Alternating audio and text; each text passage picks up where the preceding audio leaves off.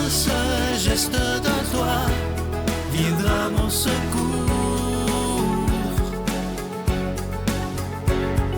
Viens semer dans mon âme le grain de l'amour. Je traverse un désert et je meurs de soif. Montre-moi le mystère qui garde la foi. Bon mardi 28 mars 2023, j'espère que vous allez bien. Bienvenue à votre émission La Victoire de l'amour. Aujourd'hui, comme à tous les mardis, on rejoint pour sa chronique notre ami William Baudouin et à l'homélie, ce sera l'abbé Stéphane Roy.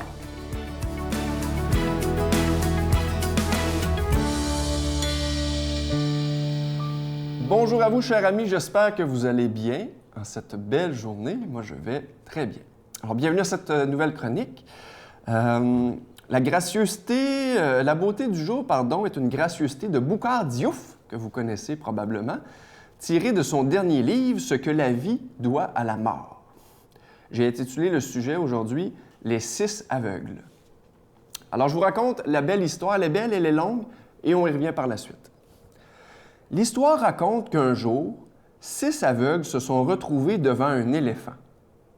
Le premier, qui allongea sa main, caressa le flanc de l'animal et le décrivit comme ressemblant à une sorte de mur. Le deuxième eut la chance de poser sa main sur une défense et déclara que l'éléphant était un animal en forme de lance. Le troisième attrapa la trompe et conclut que l'éléphant était semblable à un serpent. Le quatrième toucha la jambe cylindrique de la bête et pensa que l'éléphant ressemblait à un arbre. Le cinquième eut le temps de palper l'oreille et dit à ses amis que l'animal avait plutôt la forme d'un éventail.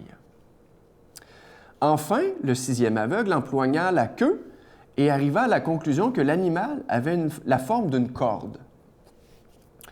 Devant ces perceptions diamétralement opposées, les 6 amis discutèrent passionnément, chacun argumentant pour faire valoir sa vérité. Ils étaient sur le point de se battre quand un sage qui passait par là décida d'arbitrer la joute. Il demanda au groupe ce qui l'agitait tant et ils répondirent qu'ils n'arrivaient pas à s'entendre pour dire à quoi ressemblait véritablement un éléphant. Après avoir écouté chacun décliner sa vérité basée sur une expérience, le sage leur expliqua « Parce que chacun de vous a touché une partie différente de l'animal, vous avez tous raison. L'éléphant a une forme qui combine tout ce que vous avez décrit individuellement. » Ah, que c'est beau! Cette histoire date de 500 ans avant Jésus-Christ quand même. Hein? C'est une belle histoire. Quand je suis tombé sur le livre de Boukhar Diouf, je suis tombé tout de suite en amour avec cette belle histoire, qui est en fait une question de perception. Hein? Vous êtes d'accord avec moi? Ici, on prend l'exemple de gens qui sont aveugles pour illustrer l'idée que on touche à une partie différente de, ici, c'est de l'éléphant, mais on peut utiliser le sujet à toutes les sauces. Quand je retombe dans le cadre de mon travail, on peut utiliser la maladie, par exemple. Chacun vit la maladie ou touche à la maladie d'une manière très différente. Et ce qui est beau dans le cadre de mon travail, moi, j'anime des groupes de soutien. Dans une prochaine chronique, je vous parlerai de ces fameux groupes de soutien-là que j'anime, mais quand j'assiste à ces groupes-là, où des gens malades sont réunis et nous racontent la maladie, j'ai l'impression de revivre cette petite histoire-là des aveugles qui tentent de décrire l'éléphant. Et ce qui est beau, je crois, c'est que dans le fond, il y a peut-être juste Dieu qui peut avoir la juste posture, la vision d'ensemble. Alors sur ce, je vous souhaite une très belle semaine. À la prochaine. Notre Père qui es aux cieux, que ton nom soit sanctifié, que ton règne vienne, que ta volonté soit faite sur la terre comme au ciel. Donne-nous aujourd'hui notre pain de ce jour. Pardonne-nous nos offenses, comme nous pardonnons aussi à ceux qui nous ont offensés. Et ne nous laisse pas entrer en tentation, mais délivre-nous du mal, car c'est à toi qu'appartiennent le règne, la puissance et la gloire pour les siècles des siècles. Amen. Je continuerai à croire, même si tout le monde perd espoir. je continuerai à aimer, même si les autres parlent de haine. Je continuerai à construire, même si les autres détruisent. Je continuerai à parler de paix, même au milieu d'une guerre. Je dessinerai des sourires sur des visages en larmes et je tendrai les bras à ceux qui se sentent épuisés. Oui, je continuerai à croire. Encore une fois, vous savez, on est en plein période du carême 2023. Comme à chaque année, la Victoire de l'Amour vous propose de faire un don, mais sans rien attendre en retour. Simplement dire au Seigneur, « Seigneur, j'ai le goût de donner à la Victoire de l'Amour pour que ta parole soit annoncée à travers la télévision, à travers Internet. » Et moi, je veux prendre le temps de vous dire des milliers de fois merci, parce que ça fait maintenant plus de 28 ans que cette émission existe. Merci de votre don spécial, sans rien attendre en retour. La Victoire de l'Amour, case postale 120, succursale Boucherville à Boucherville, le J4B 5E6, je vous la redonne. La Victoire de l'Amour, case postale 120, succursale Boucherville à Boucherville, le J4B 5E6. Également par téléphone, par carte de crédit du lundi au vendredi de 8h30 à 16h30 dans le 514-523-4433, 523-4433 ou sans frais le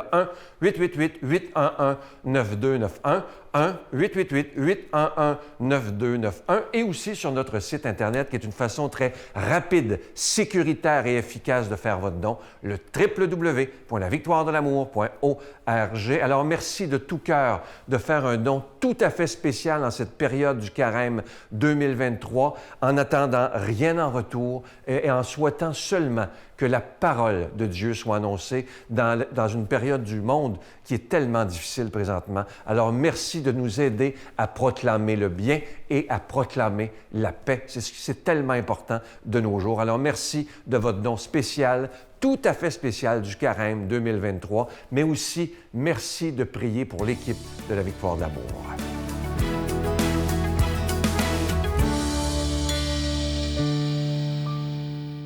Mon Dieu, donnez-moi la sérénité d'accepter les choses que je ne peux changer, le courage de changer les choses que je peux et la sagesse d'en connaître la différence. Amen.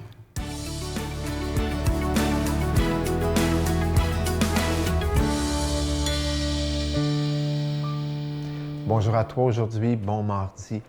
Évangile de Jésus-Christ selon Saint Jean. Jésus disait aux Juifs, « Je m'en vais. Vous me chercherez et vous mourrez dans votre péché. Là où moi je vais, vous ne pouvez pas aller. » Les Juifs disaient, « Veut-il donc se donner la mort, puisqu'il dit, « Là où moi je vais, vous ne pouvez pas aller » Il leur répondit, « Vous, vous êtes d'en bas, moi je suis d'en haut. Vous, vous êtes de ce monde, moi je ne suis pas de ce monde. C'est pourquoi je vous ai dit que vous mourrez dans vos péchés.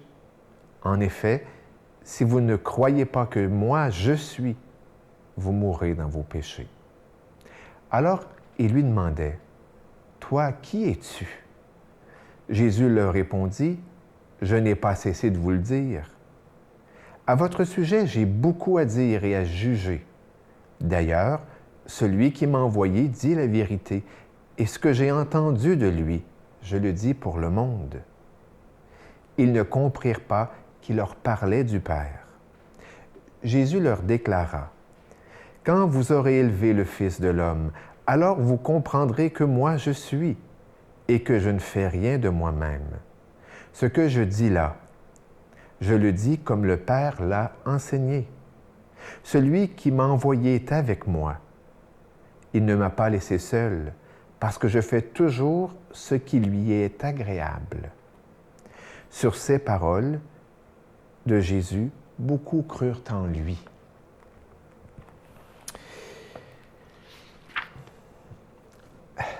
Être fidèle à soi, c'est la force de Jésus. C'est sa fierté. Je suis. C'est ce qu'on lui reproche. C'est ce qui va amener à vouloir le tuer. C'est ce qu'on va vouloir tuer en lui. mais il est connecté avec son intérieur. Il est connecté au Père, à l'origine de qui il est. Et son authenticité, sa vérité, a beaucoup à dire sur nous, a beaucoup à nous dire. Samedi dernier, je ne sais pas si tu regardes les chroniques sur les chemins du cœur, eh bien, j'évoquais la question de l'identité du couple et de la tendance immanquable de l'imitation.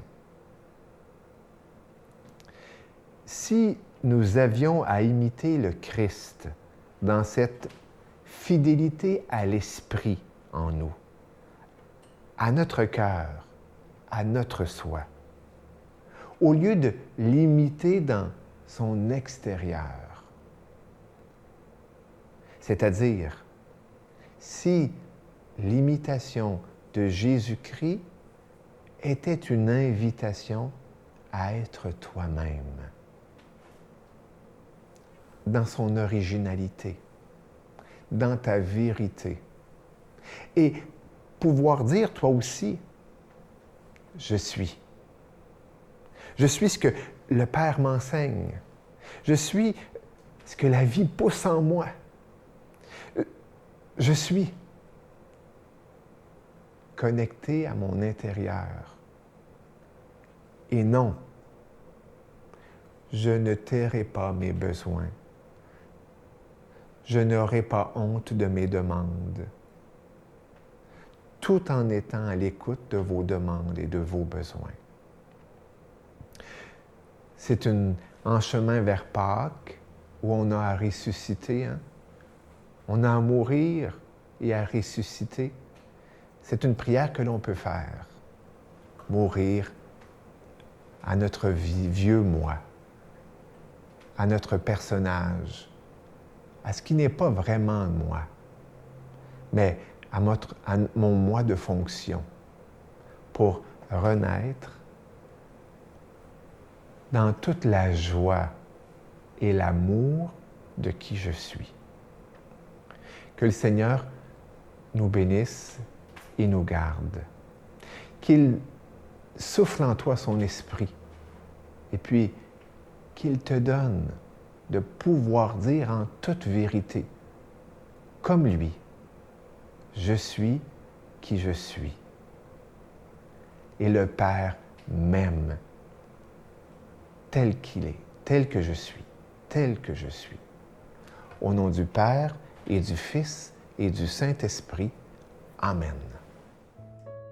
Je vous salue Marie, pleine de grâce. Le Seigneur est avec vous. Vous êtes bénie entre toutes les femmes, et Jésus, le fruit de vos entrailles, est béni. Sainte Marie, Mère de Dieu, priez pour nous pécheurs, maintenant et à l'heure de notre mort. Amen.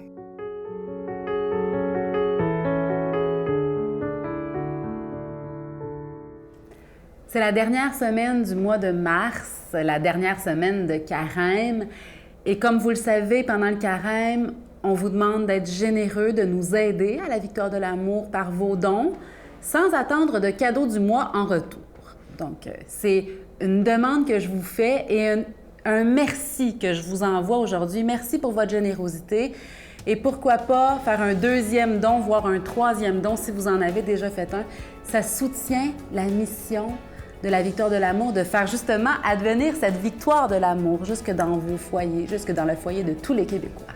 Il dit tous les chauffeurs de taxi sur lesquels vous pouviez tomber, et moi, tous les clients potentiels, là, c'est vous, c'est moi. Il dit jamais je voudrais gaspiller un moment de connexion humaine comme ça.